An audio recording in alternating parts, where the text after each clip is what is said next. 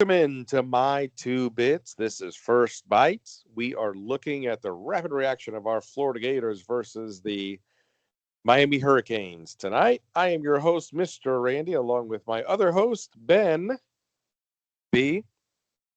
How are you, my man? Yeah, that's a question. You're probably going to have a lot of questions tonight that I'm going to say that too. Mhm. I'm here. How about that? I showed up for this reaction.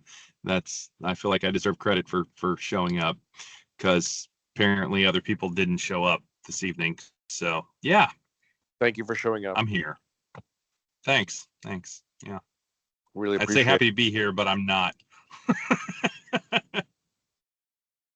I'm not going to disagree with you. I'm not going to disagree Yeah. with you. All right. So with First Bites, we're trying to keep it concise, nice and simple, like on a regular show, and are focused on factual analysis and all things Florida Gator football. Yes, we're going to make it as accurate as we possibly can, citing our sources whenever we use them. All statistical data tonight coming from ESPN. All right.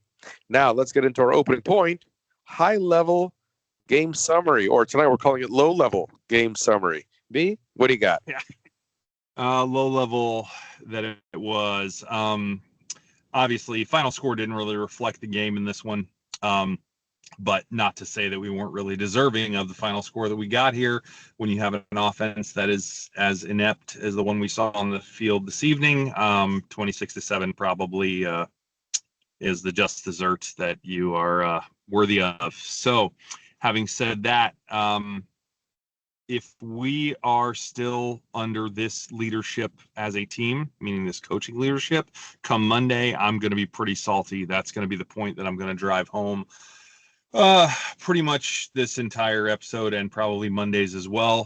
Hopefully on Monday I get to say something different because we obviously will broadcast Monday evening, but I got a bad feeling that I won't. But I'm going to cross my fingers and say that I do because this was an absolute embarrassment. Um, Not on the defensive side, once again. Hats off to the defense. They played their hearts out. Really strong performance against a really solid team, held them way under their averages. I mean, they barely got over their average for passing yards in total offense, and they got obviously 184 rushing yards. So the passing defense was excellent. The rushing defense honestly was pretty good because they ran the ball 46 times for that 180 yards or 184 yards. So honestly, hats off to the defense once again. Superlative effort across the board, top marks. I know they gave up 26 points, but in fairness, they really, a lot of that came at the very end of the game there, right in the last 5 minutes. 2 of those touchdowns. This was a one-score game for most of the game, or a two-score game, I guess, because the offense couldn't score. But one-score game for a while, and the defense gets all the credit for that. So hats off to them as a positive note once again. But God, this offense was just abysmal, and it's such a joke. And again, Napier's supposed to be an offensive-minded head coach. Well, yeah, clearly not. So those are my high-level thoughts and some quick stats there. What do you got? Yeah, it's really tough to put into words. Like I have no words. I need to have words, but I have no words. So I'm not sure what type of words to use because we won't be able to air this pod because of the Right. censorship issue. Yeah, Um, I got a lot of words. They're right. just not clean. So on that basis, I'll just sum it up like this: we have a very good, and I dare use the word championship style, but we have a very, very good defense, and it seems Yeah. like it's completely and utterly wasted. Yep. We Well said. have we have talent across the board at skilled positions being wasted. We have abilities that it would make any offensive coordinator, I believe, salivate, chomping at the bit to unleash these weapons, and these weapons stay in the chamber. For whatever reason, you can't get it together. For whatever reason, we came to Miami, whether it be a 6 hour drive, 7 hour drive, regardless of the fact, I don't think we ever left Gainesville after coming back from Baton Rouge. I think we thought we were on the practice field. This was a walkthrough. Miami looked so raw on that first snap, just ready to pounce. And we just sat there and said, they're playing. Oh boy, they're serious. Oh, they're mean. They are ready to bite heads off. Maybe we should do something about that. I got to quote the old ball coach, right? Head ball coach. What did he say earlier this week about someone should get mad on that sideline? Anybody getting mad? I saw a little bit of fight there, a little bit of fight in that third quarter, which we'll get to. But outside of that, lifeless. Rhythm, flow, all those things. It's like a Celine Dion song. There are flashes of brilliance. And by the way, by flash, I mean very short flash, like an old Kodak 110 camera. Like a strobe light flash. Yeah, there you go. And it's just, B, I think you said embarrassing. I'll go with that. And I'll put this high-level summary or low-level summary to rest because the score doesn't reflect it. And it's a shame that all we saw reflected in what we were capable of was an 8-minute stretch in the third quarter. So we'll go there. Yep. We'll just leave that what it is. Let's look over some key stats, B. What are your, if any, key stats? So I have a lot that I could list here. I could obviously talk about the first downs that they tripled us in 21-7. I could talk about their 50% third down conversion at 8 for 16 and ours at 0% third down conversion, 0 for 13. That's not my key stat. Fourth down, 3 for 6, which is actually okay. But obviously still not good enough. Passing yards, 61 yards, DJ threw for 61. Didn't throw for any picks. That's good, I guess. 61 yards though. 61 yards. It's not good. 2.7 yards per pass. That's pretty bad. 2.8 yards per rush. That's not good either. That does include sack yardage though, and they had 4 of them, so that's not good. Penalties were actually pretty good. 3 for 20. That was actually pretty clean, but we didn't have the ball very much, and we tend to commit more on offense than defense. So, not sure if that's a real indicator of what was really going on there. But there you go.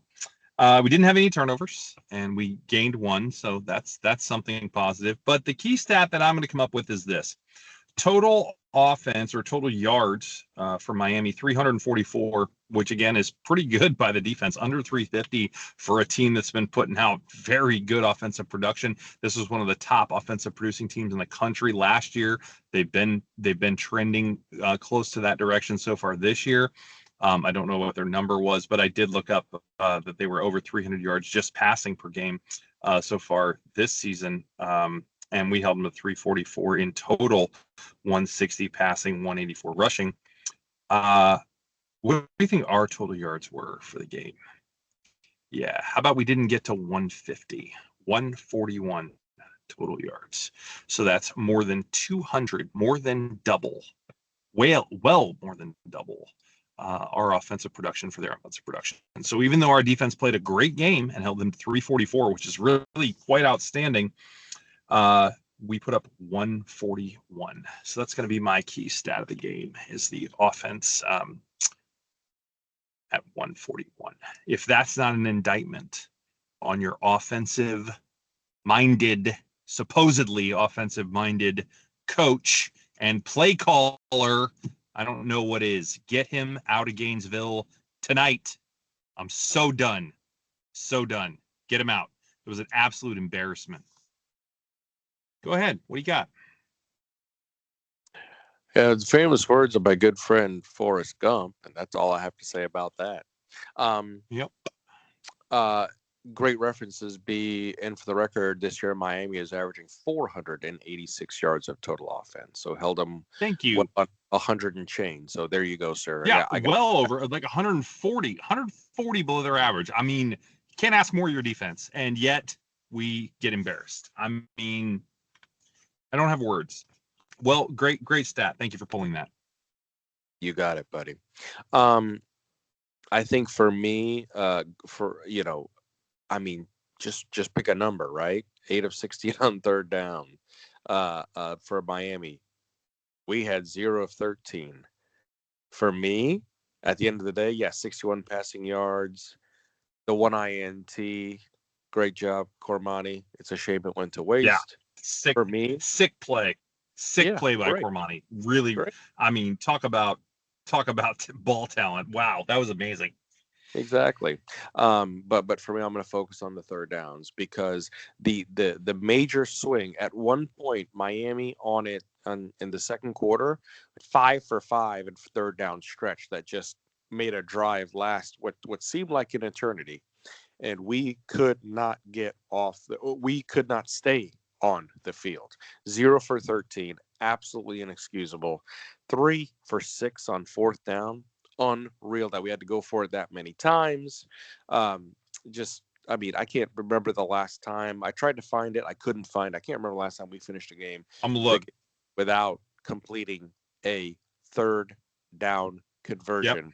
It is absolutely abhorrent. Abhorrent. There. I'll use that word for the night. It's a great word. And that's a stat challenge for both of us for Monday night's pod to figure out when the last time it was the Gators did not complete a third down conversion in a football game. We're going to see if we can find it. It's going to be challenging to find that, but we will see if we can find that. Exactly. All right. Let's move it on, B. Next segment. Let's look at the impact play. B, what's your impact play for tonight? So, yeah.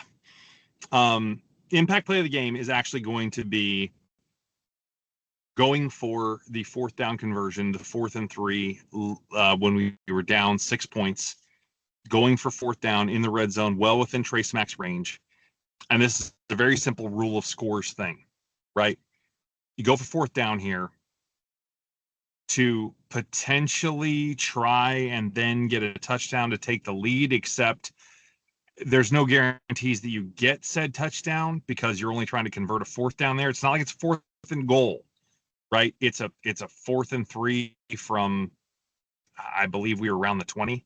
So you're well within Trace Max range, pretty easy field goal, should not be a hard kick for him. And it puts us within 3, which means a field goal at that point ties the game. Your defense is obviously playing well. You've shut them out in the third quarter. They've gotten no points. Their only touchdown at that point in the game, they have 1 touchdown in the game, was where you gave it up, in the early second, I believe, and really your defense has been playing outstanding. Oh no, it's the first possession, so it was the first quarter. So your defense has not given up a touchdown since the first quarter, only gave up field goals in the second, no points in the third. You've been playing outstanding defense, right? The defense has gotten better and better and better, made really nice second half adjustments for what was needed. I mean, again, hats off to Roberts and the defense, as I've already said. And yet you feel the appropriate call on 4th and 3. It's not 4th and 1, not even 4th and 2. It's 4th and 3 with a quarterback that can't hit the broadside of a barn to his receivers, though he did complete the pass. I will say that. Though to a pass that was short of the first down line, which, why are you even running that route? Again, offensive play calling is just bananas, makes 0 sense. Why is there a receiver running a route short of the marker on 4th and 3? Don't do it. Ever. Just don't. He should always be catching the ball across the line. Period. It makes no sense. I just cannot fathom what the thought process is there. But we will move on from that idiocracy to, why don't you kick the field goal and make it a 3-point game? Because then you're within a field goal. Rule of scores, right? So, yes, I understand that if you convert that and you get a touchdown, you're winning the game at that point, and that means something. Yes, I get it. However, it wasn't a 14-7 game. It was a 13-7 game. So a field goal gets you within 3, not within 4 where you still need a touchdown. There, I totally agree with it. You go for it. Absolutely. You don't kick the field goal because the field goal is meaningless. But when you're down 6, The field goal's not meaningless. So you kick the field goal, you moron. What are you doing? Get out of Gainesville. Please fire him. I cannot take it anymore. That's my impact play of the game. What do you got? Believe it or not, same play. So check this out. 4th and 3. We're pushing. We're moving. We're doing something. The ball was on, I believe, the 32-yard line. So based off of that, it probably would have been a 46-ish yard field goal, 47. Okay. Okay. So you've got that, right? Smack of note. Of course, regardless of what happened in the first game this year, that's leg for him. He's got range. He's got range to about 57, 58. He could have knocked in a 47-yarder well, it's not that. The stadium was completely packed. I know Hard Rock holds, I think, around 62,000 or so, but regardless of the fact, it was in range. We could have kept momentum going. That's the first issue. The second issue I have is if you're going to call that kind of play, why have TJ Abrams run that route? Because to your point, B, Yep. he ran it well short. He broke off in. Any veteran receiver with any type of experience knows you got to go to the first down marker. You got to cross that line. You got to get there. You got to get there. You got to get there. You got to get there. You got to get there. It's like real estate. Location, location, location. You got to get there. He didn't get there. So regardless of the fact how you go for it, that's the play you come up with to go for it. And I think you said the rest, and we'll leave it at there. We'll just leave it there. Says it all. As frustrating as it is. Correct. Next up, let's look at player of the game, B. Who is your player of the game? Yeah, so I'm actually gonna. This is not going to be a positive player of the game. This is going to be a negative player of the game, and it's whoever was playing right tackle, whether it be Camden Jones, whether it be Bryce Lovett, whoever's playing right tackle against Reuben Bain over there, that could not get it done.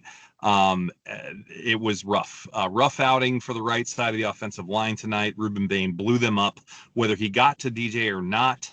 The pressure, I saw at one time we had 7 pressures and 4 sacks was the stat I saw on the screen near the end of the game on the broadcast. Don't have an official stat for what the final was, but it was terrible. Most of that coming from the right side of the line in one way or another. So your impact player of the game is the disastrously poor play of the right side, specifically right tackle of the offensive line, though I could pretty much call it the offensive line in general because it was not good at all. We wondered how this front seven would be able to attack the O-line with how they've been playing, and man, did they get exposed. It was bad, but again, I would put the majority of the onus on the right side, as we have been in most of the first few games. I cannot express my disappointment in this offensive line. Thought this might be the linchpin of the strength of the entire offense, and it is, in fact, the linchpin of the weakness of the entire offense. Really think it might be the worst offensive line I've seen since Billy's been here, which makes no sense at all. Again, regression. And when you see regression in players, whether it's Lagway, the offensive line, the receivers, right? The running backs are pretty much the only position that has not shown regression. When you see regression in players, you must point to coaching. Because when you've seen play that was better and then it got worse on film, which we have absolutely seen, the only explanation is poor coaching. There is no other explanation, because you have seen talent that has produced on the field and then in subsequent years does not. That's coaching. And it's poor coaching for those who might not have already guessed that. Who's your impact player of the game, Randy? You know what, B? I was going to cheat on this one and just say the entire O-line, right? And that is cheating for the record, because it's a player, not a group of players. Yep. So I'm going to go back to the leader. I'm just going to sum it up with the leader real quick. DJ Lagway. I don't know what's going on. I don't know what's going on. I don't know what's going on. I don't know what's going on. We, again, a lot of people have said a couple things, right? The first thing is, hey, guess what? He's limited in practice with the injuries. He hasn't had time. He hasn't had this. He hasn't had that. Okay, fine. I get you that. Oh, well, guess what? Because he was injured, he had time to look over film, and now he's looked over all that film. He goes in his head. He's processing. He's over-processing. Okay. So there's a possibility. Hey, don't forget, look at his offensive coordinator. Look at what he has to work with. Okay, good. And now it's like, what's the next excuse? What's excuse number 4? What's excuse number 5? What's excuse number 6? Okay. Did we get it wrong with DJ? Did the scouts get it wrong with DJ? Because I tell you what, when I'm on the No. field, on a high school football field, you can tell D1 talent, and you can tell the other guys who are just there, they're not going to play in college at all. They're not going to go on to the next level, right? So you always wonder. Did we get it wrong? Did the scouts get it wrong? What is it? What is it? But at the end of the day, for him to come out in that, when I saw we got the ball, I'm like, okay, first possession, let's go. Let's establish the run. Let's get things going.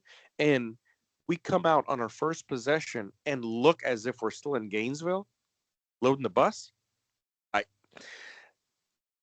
Our leader, no, not Napier, Lagway, or felt like our leader didn't lead. This was the first time in a long time where I felt like the arena, the atmosphere, the stage was too big for him. And that is scary with the amount of faith that we've put in him, or kinetic faith, whatever you want to call it.